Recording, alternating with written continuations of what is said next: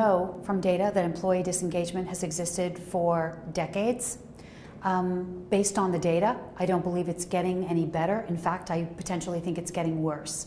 And the reason why I think it's getting worse is, years ago, the generations before the millennials, there were many things that were keeping employees there in the workplace. So even though many companies had a dysfunctional culture that didn't really support that employee and that wasn't a wonderful place for them to go every day, they put up with it and they dealt with it because they were waiting for their 30th anniversary. They were waiting for the gold watch. They had the pension plan, right, that was hung over their heads. And so they knew that if they just toughed it out long enough, we no longer have workplaces that have things like that are very desirable, like a pension plan, like health benefits for life, like the gold watch, like the big party, like the loyalty banner, to keep us there.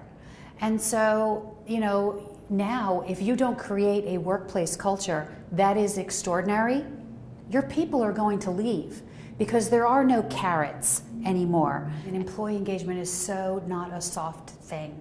There is so much data that exists that proves the correlation between employee engagement and profitable revenue growth. So we know that the most successful companies in the world from a revenue generation standpoint and the companies that are growing the fastest have the highest levels of employee engagement.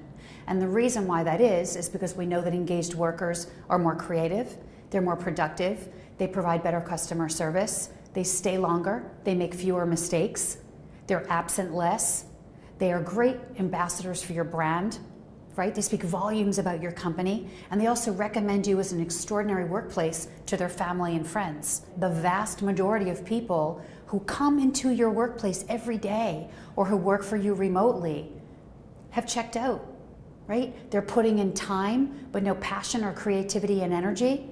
They're not giving you the best that they have to give. They're not giving you any discretionary effort. They don't trust your senior leaders. They're not emotionally connected to your organization.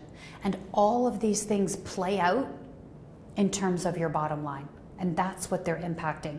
And so I always say that in order to get your senior leaders engaged in engagement, the way you do that is to gather this compelling data that shows the correlation between employee engagement and profitable revenue growth and share it with your senior leadership team.